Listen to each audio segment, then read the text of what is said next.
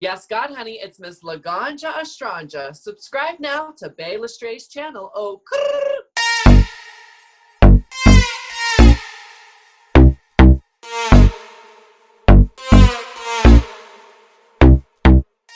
Hey everybody, it's me, Bay Lestray. Welcome back to my channel. Today we're going to be interviewing Laganja Estranja. How are you doing tonight, Laganja? I am medicated, girl. How are you? Medicated as well. Yes. Because if it ain't green, I'm not interested, okay? I feel like you've been connecting a lot with your fans during quarantine, and you've been like performing throughout it, and you really like came back, because I remember you said you wanted to take a break, but like during quarantine, I felt like you came back even harder than before. Yeah, I mean, I'm always saying I want to take a break. I think anyone who works as constantly and as hard as I do deserves a break every now and then again. And, you know, that's something I work on. I've really definitely realized how much I have to be grateful for during quarantine. But at the end of the day, you know, I am a person and it's exhausting. So yes, I'm sure you did hear me say that, but I am glad to say that no, quarantine has been an incredible time for me. I really feel like I've gotten very centered and focused on what it is as an artist I want to do. And being able to make art in my backyard has been kind of a blessing. So I'm very thankful. That's good to still be working. And I actually saw you performing on your Instagram story with the mask on and legs like a pretzel, right? How was that, performing during quarantine? Yes, so Morgan McMichaels was very brave and went to executive suites in Long Beach and pitched an idea for a quarantine-safe drag show. And it's been working for the last couple of weeks so far, so that's been incredible. Basically, the audience has to wear masks at all times when the performers are performing, and the performers have to wear face shields. We're not allowed to take the money from you. We have a butterfly net. Everyone is spaced out. Of course, they have to eat. Of course, it's outdoors. So abiding by all the regulations and rules, it's truly a quarantine-safe drag show.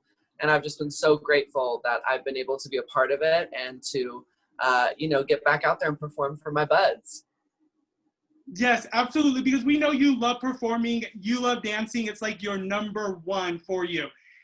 And you're so used to traveling and going abroad and really getting to connect with the audience, but you're doing that differently now. And you recently, before quarantine, did Germany's Queen of Drag. How was going over there and experiencing that drag different from America's drag? Well, I had an amazing time being a part of Heidi Klum's Queen of Drags. It's an incredible show that she started that is like RuPaul's Drag Race, but of course has its differences. And I was fortunate enough to be the grand finale episode of that first season. And it was an incredible experience. I mean, to be able to travel internationally, to see other people in other countries doing the same art as you. You know, so many of them were excited to see me, which made me feel incredible. To be able to perform my original single, Look at Me. I mean, it was just an overall dream experience. Those are the experiences I think as performers we all hope to have. And you know, I can't say enough nice things about Heidi Klum. She has been so kind to me and included me in her projects. And I think that's what a true celebrity is. And that's what I hope to be. You know, I want to be someone who is kind no matter how successful they are.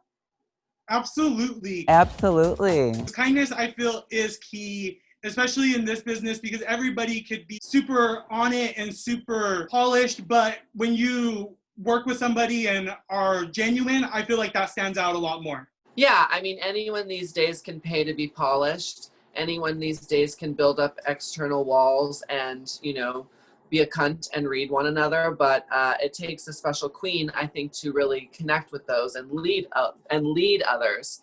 So I think, you know, any leader I've ever looked up to is pretty kind. Absolutely. Absolutely.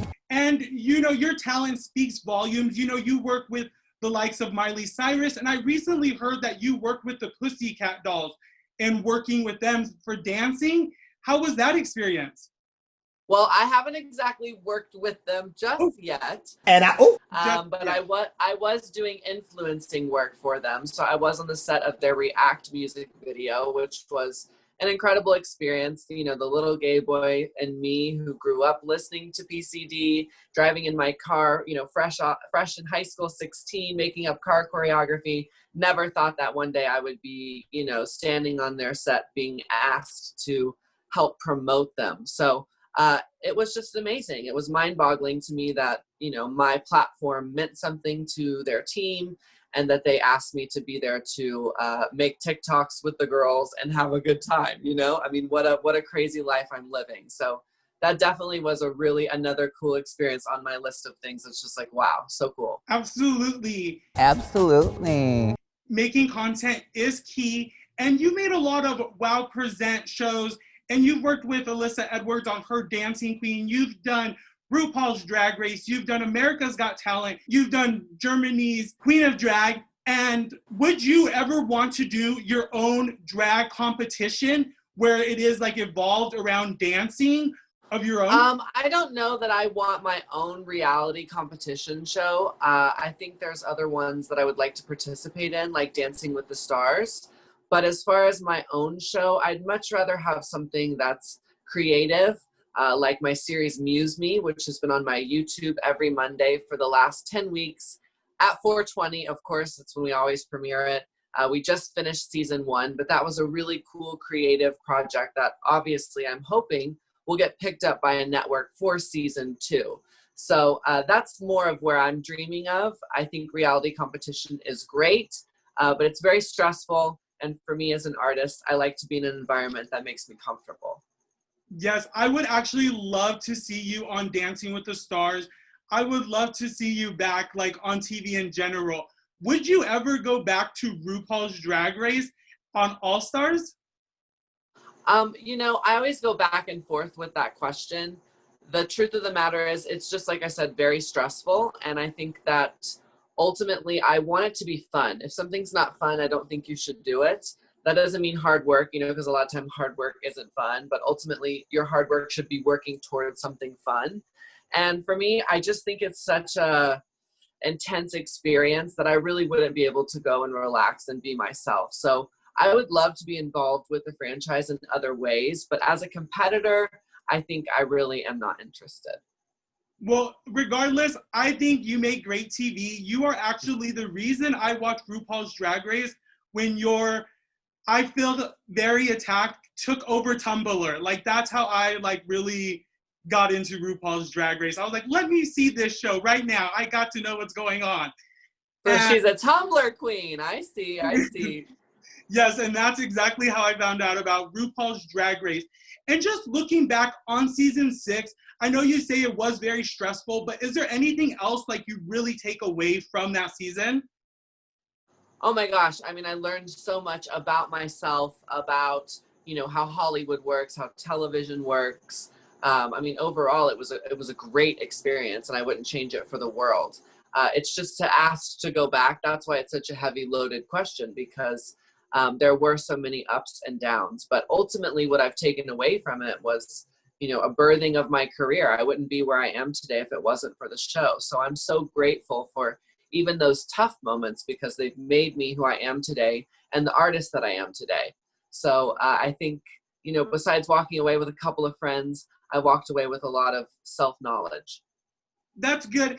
And I feel like you really put your dancing first, and that's really your passion. I know you teach dance. How has that been during quarantine? You know, I haven't really been teaching a lot of dance. I did do one class with Broadway Dance Center that we partnered up together for Pride, and donated of that money, of course, to charity.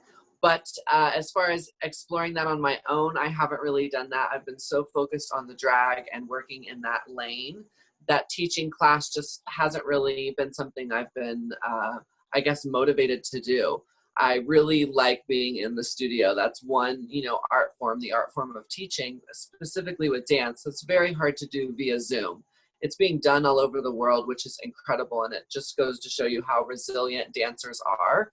But for me personally, it's just not the same. And I like to be with the people, feeling the people so they can feel my energy. And I think that that is really where I'm able to connect with people the most. So far, no online teaching, but that's yet to be determined as, you know, quarantine continues on. You know, we have to be creative. So I may end up doing that. Well, I would be excited to see something like that from you. And I know, you know, you're keeping busy doing dancing, you're keeping busy doing drag during quarantine. Is there anything that we haven't talked about that you want to talk about?